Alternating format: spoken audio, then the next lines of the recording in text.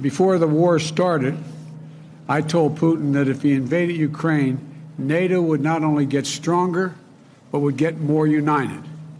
And he would see democracies in the world stand up and oppose his aggression and defend the rules-based order. And that's exactly what we're seeing today.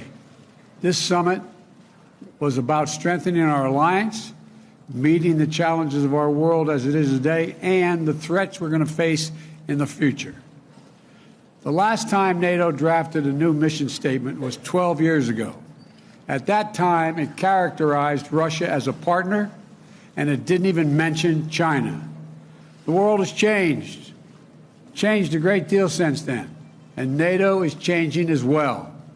At this summit, we rallied our alliances to meet both the direct threats of Russia poses to Europe and the systemic challenges that China poses to a rules-based world order.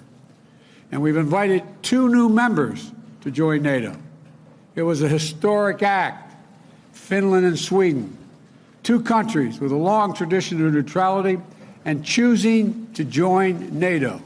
Some of the American press will remember when I got a phone call from the leader of Finland saying, could he come and see me? And he came the next day and said, will you support my country joining NATO? We got on the telephone. He suggested we call the leader of Switzerland. Switzerland, my goodness, I'm getting really anxious here about expanding NATO. Sweden. And what happened was, we got on the phone and she asked if she could come the next day to want to talk about joining NATO. Allies across the board are stepping up, increasing defense spending. A majority of them are on track for the first time to exceed our 2% of GDP commitment that they make. They agree to spend 2% of the GDP on defense. Look, for example, Germany is committed to spending 2% going forward and announced a special fund for its military of more than $100 billion. Slovakia, the Czech Republic, and the Netherlands have announced they will also meet their 2% commitments. Poland, Romania, Estonia, Latvia, Lithuania are doing more than 2.5%, some as high as 3%.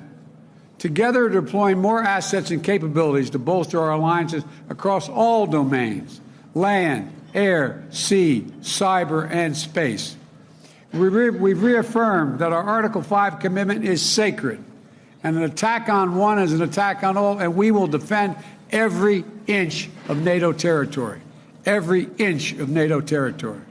For our part, the United States is doing exactly what I said we would do if Putin invaded. Enhance our force posture in Europe. We'll station more ships here in Spain.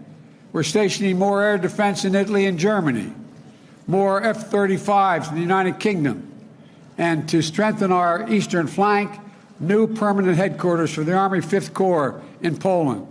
In addition, an additional brigade combat team positioned in Romania, and additional rotational deployments in the Baltic countries. Things are changing to adapt to the world as we have it today.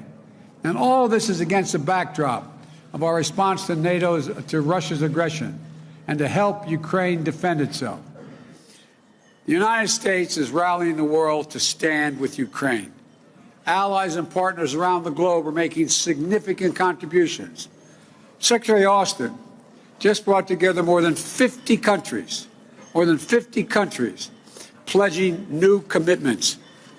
And this is a global effort to support Ukraine. Nearly 140,000 anti-tank systems, more than 600 tanks, nearly 500 artillery systems, more than 600,000 rounds of artillery ammunition, as well as advanced multiple launch rocket systems, anti-ship systems, and air defense systems. And again, the United States is leading the way. We provided Ukraine with nearly $7 billion in security assistance since I took office. The next few days, we intend to announce more than $800 million more, including new advanced Western air defense systems for Ukraine, more artillery and ammunition, counter battery radars, additional ammunition for the HIMARS multiple launch rocket systems we've already given Ukraine, and more HIMARS coming from other countries as well. We also welcome for the first time our partners in the Indo-Pacific to participate in the NATO summit. As I indicated to Putin, his action would cause worldwide response. Bringing together democratic allies and partners from the Atlantic and the Pacific to focus on the challenges that matter to our future and to defend the rules-based order against the challenges, including from China.